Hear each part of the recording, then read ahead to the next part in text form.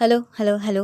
আসলাম নতুন একটা Abol Tabol get ready with me নিয়ে, যেটা লাস্টে আদৌ গেট রেডি উইথ মি না।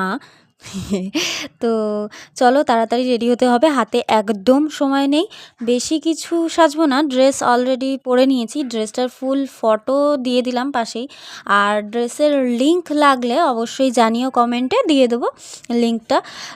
ড্রেস অবশ্য অনেকটাই পুরনো, তবে একবারই পরেছি 2024-এ বার্থডেতে সেলফ গিফট করেছিলাম।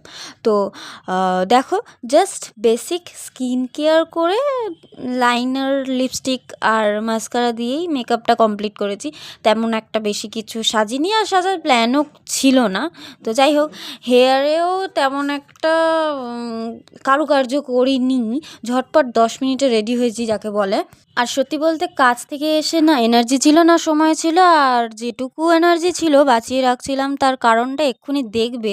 তো চলো, আমি তো রেডি, এবার যাওয়া যাক।